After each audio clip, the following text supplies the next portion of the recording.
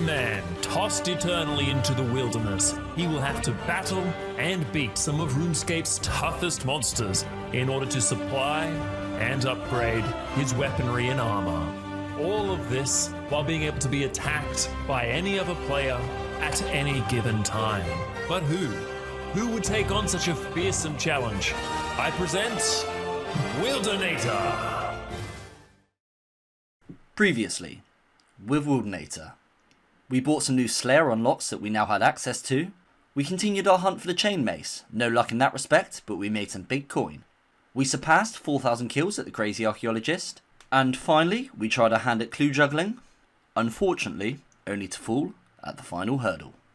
Hello guys and welcome to episode 3 season 2 of the Wilderness Only Ironman. Sit back, grab a brew, beer or beverage of choice as this episode starts with a tragic tale. If you ever wonder how fresh I am between ending one episode and starting another, this should give you some idea. You might be able to see I'm being attacked and currently lagging an absolute ton. That's because this first clip was recorded whilst I was rendering my previous episode. This meant I was pretty defenceless versus the PK, as every click I made had a few seconds worth of delay. I couldn't switch prayers, there were delays on eat, and frankly I was just being pile drived. I decided to use a Zamorak Mage as I hoped that would be my escape. I am aware that the Abyss drains your prayer. My idea was to restore up, protect the crawls and hope I could go back and loot my items. I hadn't factored in two major things. One, as I'm always in the wilderness, blighted items to me are just like normal items to you. Strictly speaking, the Abyss itself isn't the wilderness. Tut tut, wilderness boy. Which meant my blighted super restore potions didn't work. The second thing I didn't factor in was loot keys. I'd have no opportunity to go back and get my things, such as my items. This included my crossbow, as it was now in this PK's loot key. Fresh after this death, I was pretty upset losing such a rare item, but thankfully a few episodes ago we got a dupe crossbow. I am however down to one crossbow now, and I'm sculling with it. So the question is, what comes first? The chain mace or the crossbow smite? Let's kick things off. So, last episode you saw me get a few Trover parchments, and I got a few suggestions that I should be using them on the Mage Arena 2 cape. I can get so many per hour that it's not really worth using a Trover parchment. But somebody did say I could use it on the rune pouch, so what? Nothing interesting happens. Okay, so apparently I can't use it on the rune pouch. Or hang on, there's Perudo, isn't there? Don't I have to... Can't I use it on him or something? Let's try that maybe. Does this actually work or not? Okay, cool, it does. So I've just got to grab myself 500k and the Trover Parchment, and then I can lock my rune pouch, which is going to be really useful. Because that's 75 points, that's definitely worth locking. So there's been a lot of controversy about the PJ timer. I'm pretty indifferent myself. It makes my entangle and log slightly easier, but I also can't box NPCs, so there's pros and cons for escapes. But this Wildanator's clip shows how broken it can be. So PK hits me, because Wildanator then hits us both, but then hits me last, it means I have the full PJ timer before he can attack me again, meaning I can just run away and log. Although I found this pretty funny, it is absolutely broken. After shelling out a hefty 75 points on Rune Pouch, I wanted to do some LMS. I don't show much of my last man standing, but I do a fair bit for supplies. I like to try and keep my points around 200, so I've got some spending money in case that super LMS bot wave ever comes back. I don't use Mage when doing LMS. Do people call me a slimy rag bolter? Yes. Does not using Mage still get me good points per hour? Yes. Am I currently rank 125 LMS for all irons? Yes. And am I rank 1, wilderness only, no mage, no F key, name starting with W, rank 1, iron for LMS? Also yes. Cue the montage.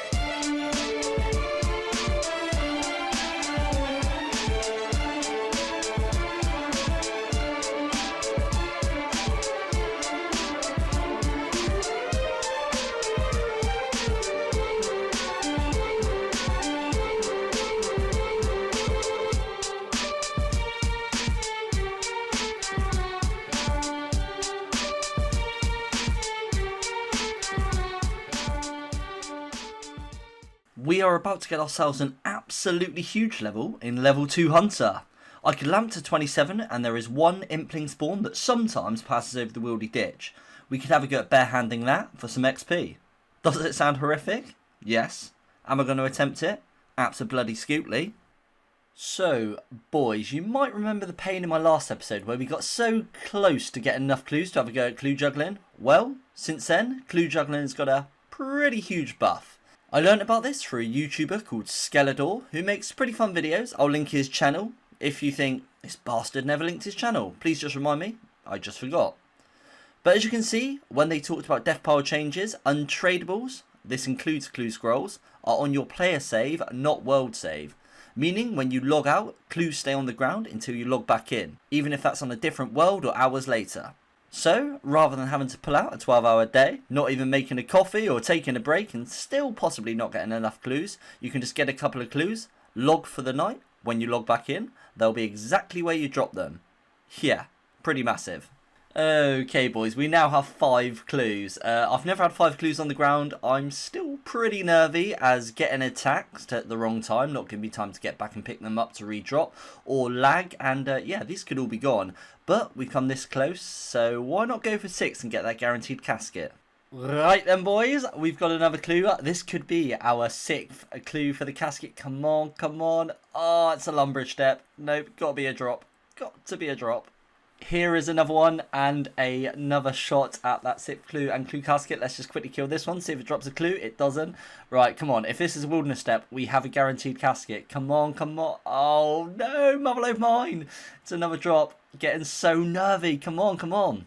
Right boys, this is what I'm talking about. I can be attacked at any moment, so as long as I can tank and pick up all the clues and drop them before being killed, I got time to get back to the wilderness, assuming that they don't freeze me off, and I can continue juggling.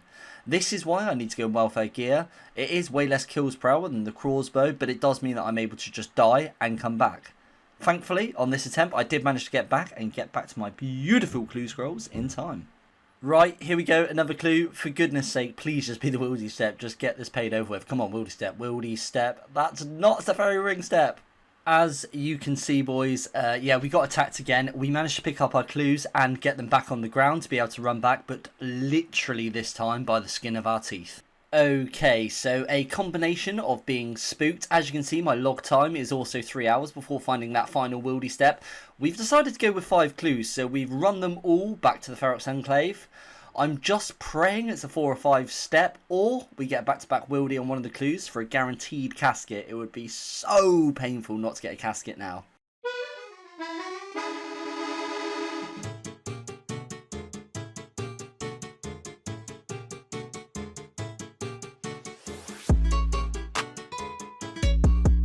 Okay, so first clue done. It's not a back-to-back, so still could potentially not end up with a casket.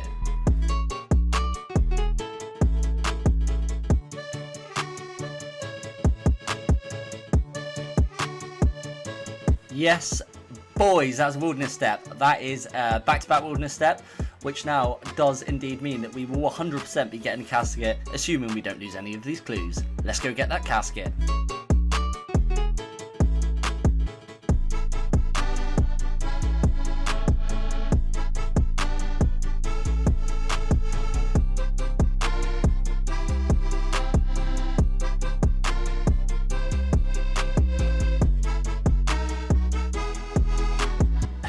Okay, so we got another wilderness clue. This is actually redundant because we've already got the 6 clues, but it's kind of nice to know that we're getting some back-to-back wilderness clues. So yeah, let's go finish off this casket.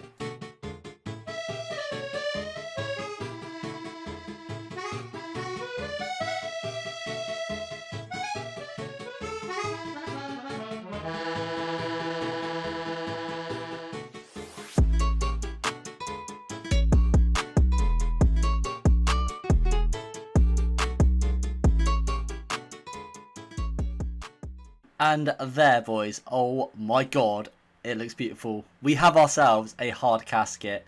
Yeah, 2 surplus clues left over, but my god, that casket looks beautiful in my inventory. Right, boys, as it is our first casket of hopefully many in the future, I thought I'd open it somewhere a little bit special, somewhere a little bit risky, so let's go up to the deep wilderness. If you have made it this far, please do consider giving it a like. I've put a lot of blood, sweat and tears into this one, and just double check you're subscribed, because it really does help us grow. But that is enough procrastinating, and we have waited long enough to get this casket, so let's open this bad boy and see what is inside. Oh... I really wanted to get something that we couldn't already get from the wilderness. We can get both of those from the wilderness. Look, guys, it's not what inside. It's not what is inside. It's just we did one. We did one, all right? After that clue casket, we've got to get ourselves another one. But first, I needed to take a little break to reset, and that's going to be 87 Slayer. On a normal account, that's an absolutely huge level for cracking. Unfortunately, not for us, but still a nice level to see. Cheeky coming in with 80 defense, and our survivability just increased. Always a lovely drop to see. Oh, boys.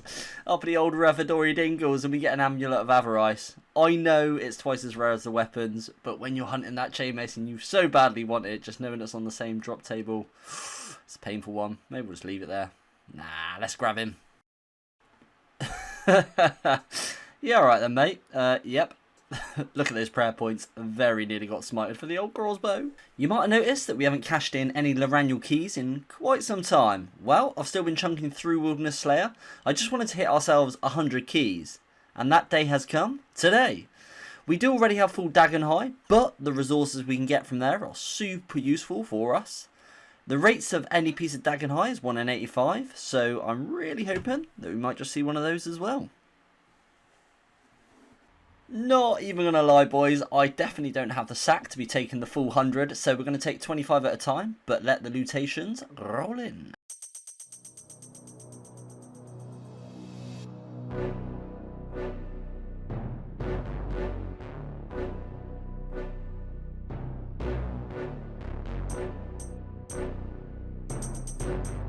Oh, hello there!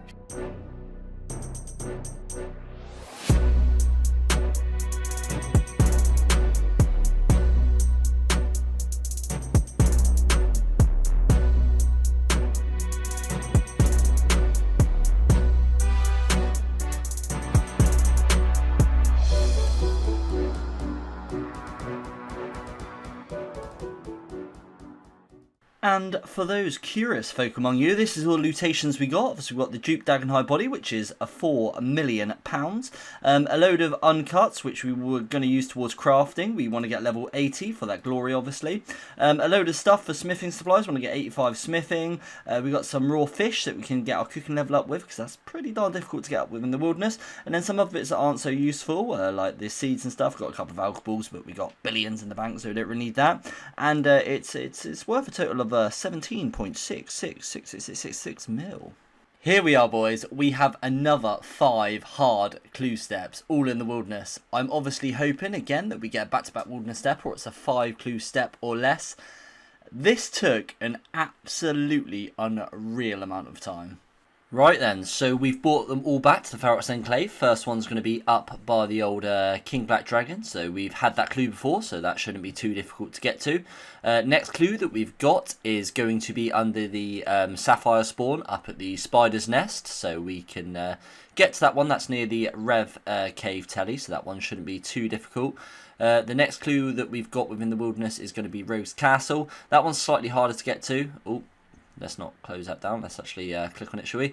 It's going to be up by the Rogue's Castle. I can use the obelisk to that one. I can't use the obelisk redirection, so I'll just jump on the main or something to redirect it up there. Should be able to, but yeah, silly wilderness diaries mean that half the content is outside of the wilderness. That's going to be another Rogue's Castle, so we can do those ones back to back, so we can jump back up there and do that one. And the final clue that we've got that is within the wilderness is going to be the Demonic Ruins, which again is just going to be a obelisk up there, and yeah, do that one up there. I've been tracking the hellhounds I've been killing for each clue or each casket. The first casket took me 928 hellhounds and 34 clues before finding the 5 wilderness steps. I'm averaging about 70 kills per hour with having to bank and PKs come in and things. So yeah, that first casket took me about 13 hours. This second lot of 5 Wildy steps was way longer. I did mess up a few times, and in total I lost 4 wilderness step clues, so that really didn't help, but it took me 2011 hellhounds to get this second casket. Yeah, that's nearly 29 hours and 65 clues before we got the 5 wilderness steps. As I say, that is slightly skewed by me messing up, and I did get really unlucky on the wilderness steps, but as you can imagine, the update of not having to stay logged in and doing it in one stint made this way more possible than it would have ever been. Second step, just finishing up the Zamorak Wizard. Is it going to be a back-to-back wilderness step for the guaranteed casket? Nightmare Arena? That is not the wilderness. Finishing up the Rogue's Castle step and another shot at the back-to-back. Let's have a little look. Lumberage Guide. Oh, things get a little bit risky now. That's not the wilderness. Okay, so you know there's like 29 hours we spent. We could still... I was going to say potentially not get a casket. Well, we have got one. That's a 4-step hard. I kind of just forgot it could be 4 steps. I was waiting for back-to-back or hoping it'd be 5 steps. But yeah, right. Let's open this bad boy up and see what we can get. Okay, so we went fancy with the first casket and it was an absolute flop. So let's just open this one up here and see what we can get. Come on, let's have a unique. That is not uniques. Again, just some rune items. We can get all of those. I'd have taken some black d'hide. What is that shit? Definitely worth the time, boys. Definitely. Oh, thank the Lord. There's our 5th and final wilderness step. I really should have had this video out. And I was going to after that second casket. But I couldn't leave you boys with that absolute shit. So I had to get ourselves another one. Once again, it's taken a bloody long time. But we're really hoping we can just grab a unique. Honestly, like a black d'hide body would do me. It would just be an upgrade. Just anything but those bloody rune items. Just to show you that there's no trickery going on in these wilderness productions, let's show you boys these steps to make sure that they are, of course, all wilderness steps. I'd only be cheating myself at the end of the day. I say it took a bloody long time, which it did, but it took way less time than the last 5 clues. It took me a total of 591 hellhound kills and 20 clues before getting the 5 wilderness steps, which only took me about 8 hours, which is a far cry from the previous attempt. If they can continue going like this, I will be a very happy boy. We didn't actually lose any clues this time. I was paying a bit more attention. It can be really difficult when you've got to drop them every couple of minutes to make sure that you absolutely don't miss any. Let's just pop this clue over here because it's the same as that step, and then we can just do them together.